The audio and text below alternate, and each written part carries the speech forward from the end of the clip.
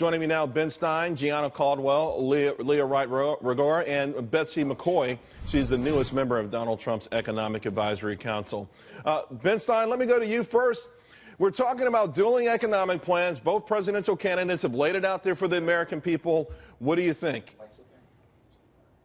Well, I don't think Mr. Trump's plan is going to work very well. I don't think we need to have tax cuts when we're running deficits the size that we're running. I think the evidence that tax cuts stimulate business in any kind of meaningful way, at least not sufficient to overcome the tax revenue loss, is extremely poor, to put it mildly. I think the idea of cutting taxes on the rich at a time when there's so much concern about inequality is not a good idea. I do think his idea of greatly lessening environmental regulation is absolutely necessary and even brilliant and very brave of him. Betsy? Well, I'd like to respond. First of all, Donald Trump's tax plan will produce an enormous increase in economic growth. The key factor is slashing the corporate tax rate, currently the highest in the world, down to 15%. Companies in the United States are being taxed to death, and that's why so many of them are leaving or retrenching their business investment. 3 quarters in a row now, business investment has declined, literally pushing us toward the brink of a business recession. Slashing the corporate tax rate will reverse that. And let me just point out, in response to Ben's comments about the poor and tax reduction for the rich, slashing the corporate tax rate and producing growth will benefit the poor the most. Under Barack Obama, poverty has increased so substantially, 8 million more people living under poverty than when he became president. You know, Gianna, let me go to you on that because, you know, it's one thing, Donald Trump, obviously, every income bracket gets a tax break, and consequently will have more money in their pocket. But Hillary quickly pointing that this means millionaires will be pocketing hundreds of thousands of dollars more, while someone in the middle class may get $2 or $3 grand. And that's the politics of envy that's won the last 2 presidential elections. And you're right about that, Charles. I'll tell you, the Bible tells us a good man leaves an inheritance to his children's children.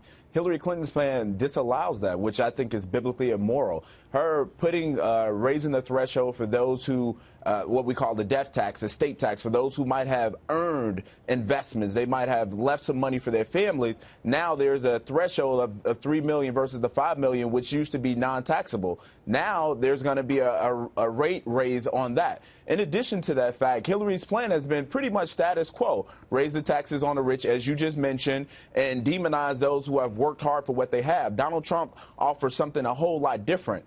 Besides the fact that he is slashing the corporate rate hike, he's also providing for not health care, but those who have children at child. There you go, child care. I think that providing that deduction is going to be helpful to a lot of folks. Leah, you know, this gets us back to the debate of whether trickle-down economics really work.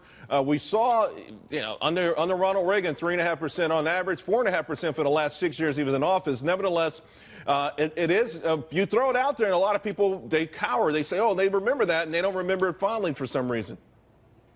Well, I think the problem with both candidates, right, that we have to think about is that we really don't know how their policies will affect the poor, right? So nobody's really speaking to the needs of the poor.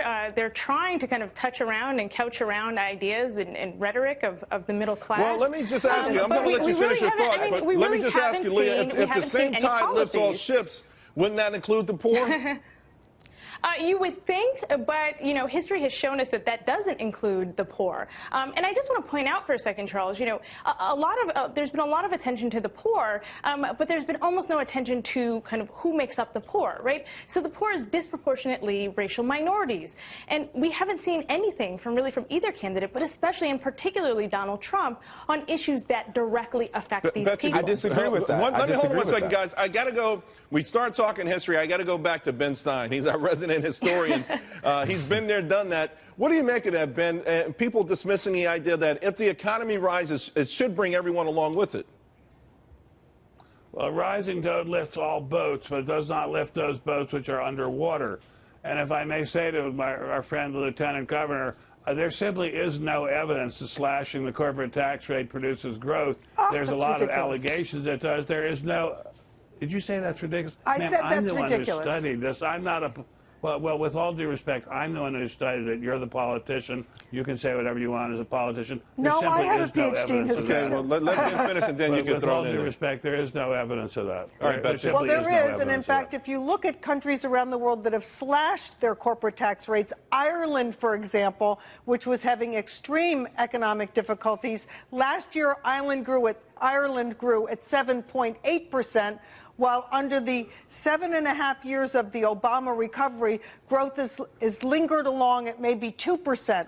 It's outrageous how poor it's been, and the corporate tax rate is a major reason. Ben, beyond the argument You don't know that. You have no idea of that. You have no idea of that. I mean, you can say it, but there's never been any data connecting those two. Of course there is. And you can say whatever Take you a want. look at other countries that have lowered their corporate tax There rates. is no data connecting. There are Yes, a million there is. other Take things a look going at on in those Canada. other countries. Ireland had a major financial collapse, and then its banks were shored up. That's why it recovered. It wasn't because of a change in the corporate tax rates.